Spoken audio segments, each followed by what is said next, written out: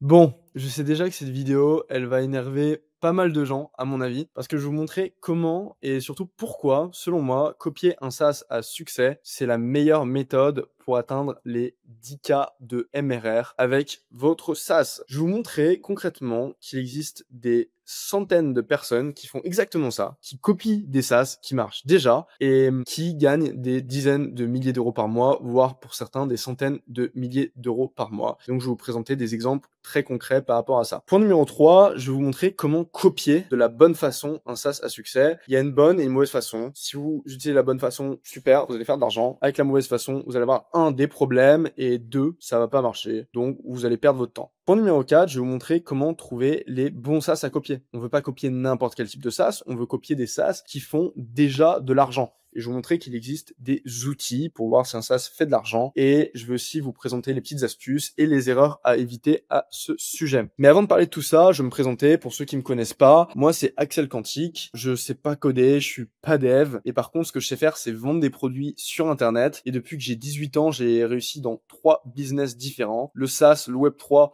et l'infoproduit. L'infoproduit, c'était mon premier business. Donc, j'ai commencé avec de l'infoproduit low ticket. Donc, c'est des produits qui vont de 7 à 37, voire 67 euros. Des petits cours, des petites formations, c'est de l'information. Et j'ai scale ce business à plus de 300K par mois à seulement 18 ans. Ensuite, je me suis réorienté vers les SaaS avec Tugan.ai. On a fait un SaaS et on l'a scale à plus de 60 000 utilisateurs et je l'ai ensuite vendu. Ceux qui sont curieux et qui ne savent pas à quoi ça ressemble, voici Tugan.ai. Et pour finir, en 2024, je me suis focus sur le Web3 et c'est pour ça que vous n'avez pas vu beaucoup de vidéos d'Axel Quantique en 2024. J'étais pas dans le coma, c'est juste j'étais très concentré à faire des web apps, des projets tech, des produits dans le Web3. Ok, maintenant rentrons dans le vif du sujet. Concrètement, pourquoi copier un SaaS à succès? Ça vous assure presque à tous les coups de générer 10K de MRR. Il y a un premier truc qui est super important à comprendre, c'est la demande et à quel point elle est importante. Vous pouvez travailler 15 heures par jour, vous pouvez avoir un QA 200, vous pouvez sortir de Stanford, du MIT, tout ce que vous voulez. Si vous essayez de vendre un produit que le marché ne désire pas, un produit où les gens ne sont pas prêts à sortir la CB, vous allez rester à 0 de MRR. Et quand on y réfléchit vraiment, la raison principale pour laquelle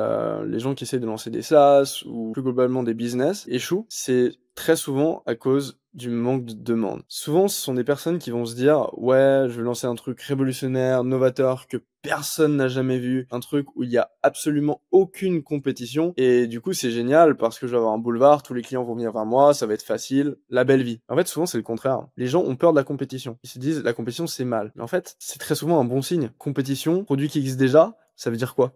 Ça veut dire qu'il y a des gens qui payent. Et dans le business, il n'y a pas plus important. C'est quoi le business à la fin de la journée? Si on pense en mode first principles, c'est donner aux gens ce qu'ils veulent. C'est pas autre chose. Et par conséquent, si vous voyez un SaaS qui fait déjà de l'argent, ça prouve qu'il y a une demande pour ce dernier. Et ce que ça veut dire, c'est que si vous le copiez, ben vous êtes aussi dans un marché avec une demande. Ce que vous allez sortir, ce que vous allez créer, vous êtes quasiment sûr à 100% qu'il y a une demande. Juste ça paraît basique, mais juste ça, c'est énorme. Parce que la raison pour laquelle la plupart des business, des SaaS échouent, c'est ça. C'est qu'en fait, personne veut du truc. Est-ce que c'est vraiment parce que, ouais, en fait, la feature, elle marche pas bien, il y a des bugs, et en fait, c'est pas fou. Non, pas vraiment. En fait, la raison principale, c'est que les gens s'en foutent. Et en fait, c'est le pire truc qui peut vous arriver quand vous lancez un business. C'est que les gens s'en foutent. Et comment vous réduisez ça? Comment vous augmentez les probabilités que les gens ont quelque chose à faire et soient prêts à sortir la CB pour votre produit? Eh bien, tout simplement, vous prenez quelque chose qui marche déjà et vous faites la même chose. Et pour résumer ce concept, j'ai écrit une petite phrase que vous pouvez encadrer chez vous si vous voulez. C'est un débile dans un marché à forte demande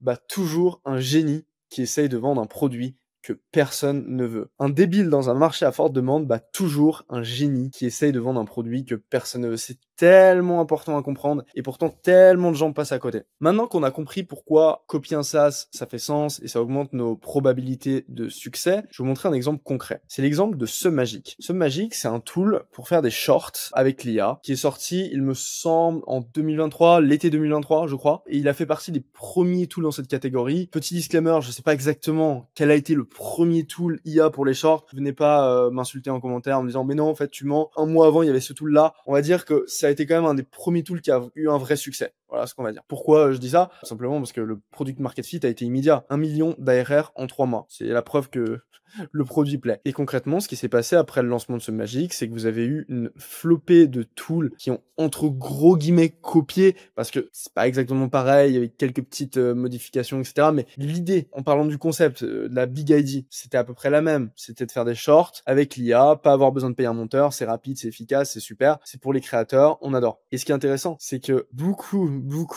de ces tools ont fait de l'argent. Et vous voyez les visites, je les ai mis sous chaque outil. Donc ici, on a du 100 000, on a du 130 000, on a du 12 000, on a du 600 000, on a du 100 000, 48 000, 1 million. Et qu'est-ce que ça nous prouve, les visites? Ça prouve que ça fait de l'argent, en fait. Un SaaS qui a 100 000 visites par mois, je vous assure que ça fait une thune énorme. Et au-delà de ça, je connais des gens qui étaient dans cette industrie, qui ont fait des SaaS de ce type-là, qui ont fait des très beaux chiffres et qui ont eu beaucoup de traction très rapidement. Et donc, c'est la preuve que ça fonctionne et c'est un exemple parmi tant d'autres. Et ces personnes-là, elles ont juste vu un truc qui marchait, elles ont fait la même chose, mais concrètement, elles ont rien inventé de nouveau. Maintenant qu'on sait ça, vous voulez faire pareil, vous voulez faire du fric, comment on va pouvoir faire pour copier de la bonne façon? Comment on fait pour copier exactement? Est-ce que je copie tout le site? Je copie des designs? Bon, évidemment, non. Ce que vous devez copier, c'est la Big ID, c'est le concept. Donc c'est exactement ce que j'ai montré dans l'exemple précédent. Vous avez un outil qui a une Big ID, faire des shorts avec l'IA, eh bien, pareil. Mais voilà, évidemment, le logo n'est pas le même, les designs ne sont pas les mêmes, il y a des features qui changent, la landing page n'est pas la même, évidemment. On n'est pas là pour être des FDP qui font des trucs illégaux, on est là pour faire du fric de manière intelligente, et ce qu'on veut copier, nous, c'est la Big ID, c'est le concept, c'est la value proposition. Le second point, qui est vraiment cool, c'est d'ajouter votre touche personnelle. Certes, vous allez copier le concept, ça on va pas le changer, mais vous pouvez changer un petit peu l'angle, vous pouvez avoir des features qui sont différentes. Un super exemple pour ça, c'est ce qu'on a fait avec Tugan.ai. Tugan.ai, c'était pas le premier outil à vous aider à faire du copywriting et de la content creation avec l'IA, loin de là. Nous, ce qu'on a vu, c'est qu'il y avait des outils dans cette niche-là qui marchaient super bien, qui faisaient plein d'argent. On a fait à peu près la même chose, à une différence près, c'est que sur les outils qui existaient déjà, il fallait input, donc mettre des mots-clés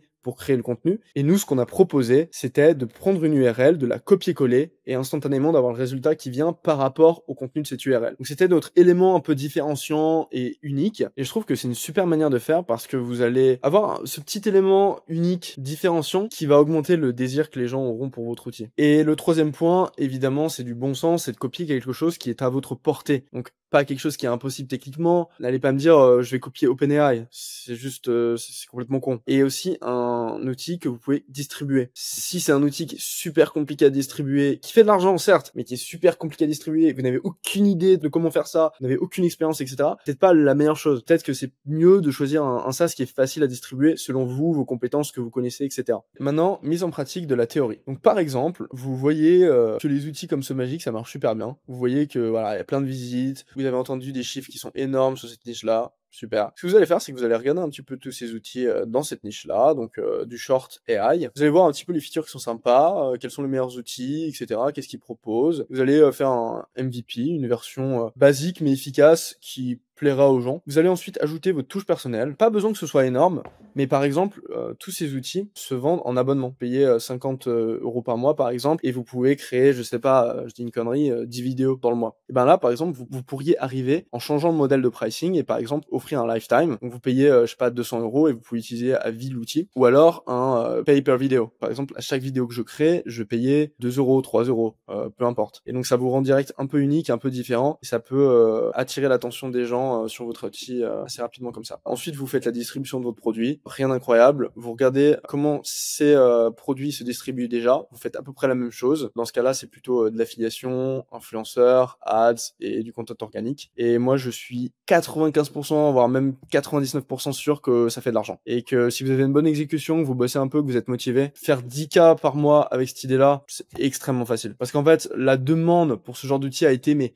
plus que prouvée. La demande, elle est immense. Et vous vous rendez pas compte. Qu'il y ait autant de SaaS, qui fasse autant de fric, c'est le signe le plus positif que vous pouvez avoir dans une niche. Et ensuite, le dernier point, donc ça c'était l'exemple de ce Magic, mais bon, tout le monde va pas faire ça, et peut-être vous avez envie de faire autre chose. Comment on fait pour trouver des bons SaaS à copier? C'est assez simple. Finalement. Ça demande d'avoir un peu l'esprit ouvert, je dirais, mais c'est surtout de regarder des publicités de SaaS qui tournent. C'est consulter des sites de listing d'outils de SaaS. Il y a des sites comme Capterra, comme Futurepedia, AI Tools Directory, qui vous montrent plein de SaaS différents. Et vous allez regarder, ok, ça c'est intéressant, j'aime bien, ok, super. Vous allez regarder quels sont les outils qui sont promus par les influenceurs. Donc, je sais pas, il y a un YouTuber qui promote un SaaS, bah, OK, intéressant, je le note. Ah, sur TikTok, il y a du content qui promote un SaaS, ça m'intéresse. Sur X, il y a un gars qui a fait un thread sur un SaaS, OK, ça m'intéresse. Sur un podcast, il y a un gars qui a parlé d'un SaaS, OK, ça m'intéresse. On peut aussi checker sur Product Hunt, on peut checker sur l'App Store si on a envie de faire une application, et on peut aussi checker les outils qu'on utilise déjà. Donc j'utilise un outil, bah peut-être que ça fait de l'argent du coup. C'est potentiellement un SaaS intéressant à copier. Une fois qu'on a fait sa petite liste de SaaS qu'on a trouvé à droite à gauche par je ne sais quel moyen, eh bien on va devoir vérifier entre guillemets que ce SaaS là, ok, ça fait de l'argent, il y a de l'attraction, c'est intéressant. Donc si c'est une application mobile, je vous conseille d'utiliser un truc qui s'appelle Sensor Tower. Ça vous permet d'avoir le revenu et le nombre de téléchargement d'une app. En fait, il n'y a pas mieux. Du coup, pour les apps, c'est très très simple. Vous regardez le site, vous voyez directement, vous avez directement la réponse. Et je dirais que c'est important qu'il n'y ait pas qu'une seule app qui fasse beaucoup d'argent dans votre niche, mais ce qui est très bon signe, c'est qu'il y en ait plusieurs. Qu'il y en ait une qui fasse, je sais pas, 100K, il y en a une autre qui fasse 50K, une autre qui fasse 25K. Ça, c'est très bon signe. Ça montre que malgré la compétition, les gens arrivent à faire de l'argent avec. Si c'est un SaaS, vérifiez que ce dernier a de la concurrence. C'est un très mauvais signe s'il n'y en a pas. Et en fait, il n'y a aucune alternative. Souvent, c'est pas bon signe. Ça veut dire que il n'y a pas une grosse demande sur le marché et c'est mauvais plan. Un autre élément très important pour voir si un SaaS fait de l'argent, c'est le trafic du site web et de ses concurrents. Pour ça, vous pouvez utiliser des sites comme SimilarWeb et Ahref. Moi, pour trouver les chiffres des visites mensuelles sur tous ces outils, j'ai utilisé SimilarWeb et concrètement, ça demande un peu de bon sens, mais voilà, vous voyez qu'il y a plein d'outils qui ont plus de 100 000 visites par mois, c'est évident que ça fait de l'argent. Il n'y a pas besoin d'être un génie pour comprendre ça. Vous pouvez aussi checker si ce SaaS dépense en publicité. Pour ça, il y a deux outils que j'aime beaucoup. Il y en a un, c'est Ad Clarity, ça s'appelle. Donc, vous mettez le nom du site web et ils vont vous mettre toutes les ads, combien ces personnes dépensent, et aussi gratuitement, vous pouvez utiliser FB Ad Librairie. Donc c'est Meta qui propose ça pour voir toutes les publicités qui sont en ligne. Souvent, c'est un bon signe. Vous voyez un SaaS qui fait plein de publicités depuis assez longtemps, ça veut dire qu'ils font quand même de l'argent et qu'ils sont assez profitables. C'est pas obligatoire, et encore une fois, c'est un bon signe. Une autre astuce, ça peut être de regarder le nombre d'avis sur Trustpilot ou autre. Un nombre élevé de reviews, c'est souvent un signe qu'il y a eu beaucoup de clients et donc c'est souvent un signe que ça fait de l'argent. Et le dernier point qui est un petit peu plus filou, si vous voulez vraiment avoir beaucoup de précision sur ce que fait un business, un SaaS en termes de chiffres, vous pouvez faire une offre de rachat, investissement, vous envoyez par email, voilà, ça m'intéresse de racheter votre boîte, etc., etc., etc. Est-ce qu'on peut faire un call? Et après, vous allez demander des informations dans le call sur combien ce business génère, etc. Et d'ailleurs, par rapport à ça, j'ai une petite anecdote. C'est un business qui s'appelle Magical Toys. Je leur ai fait une proposition pour investir et en vrai, j'étais intéressé pour investir, mais j'étais aussi curieux des chiffres que ce business faisait. Et j'ai fait un call avec eux et j'ai pu avoir accès à tous les chiffres de leur business. C'était vachement intéressant. Si vous voulez, Magic Toys, c'est une boîte qui fait des peluches qui parlent avec l'IA. Et donc, je trouve que l'idée est vraiment trop cool et je voulais savoir si ce genre de produit pouvait marcher. Et à un moment, j'ai réfléchi à faire quelque chose de similaire, donc c'est pour ça que j'ai fait ça. Voilà tout, voilà tout. Je pense qu'avec ça, vous avez les clés quand même pour faire un SaaS qui atteint au moins 10K par mois, vous avez les clés pour faire de la thune. Je sais que c'est pas sexy et qu'il y a plein de gens qui vont dire ouais c'est pas bien parce que vous réinventez pas un nouveau concept, c'est pas innovant, etc. Et du coup vous êtes nul, etc. Moi j'ai envie de dire choisissez ce que vous voulez dans la vie. Hein. Est-ce que vous voulez avoir du prestige, que les gens vous disent oh t'es un génie, t'inventes un truc révolutionnaire, ou est-ce que vous voulez de l'argent? Moi, la question elle est vite répondue, je veux de l'argent. Donc, le meilleur moyen de faire du fric avec les SaaS, le plus facile, le plus rapide, c'est de copier des concepts qui marchent déjà. Et c'est tout. J'espère que cette vidéo vous aura plu. Je vais reprendre les vidéos tout 2025. Donc, il y a du lourd qui se prépare. Je vous dis à la prochaine. Ciao.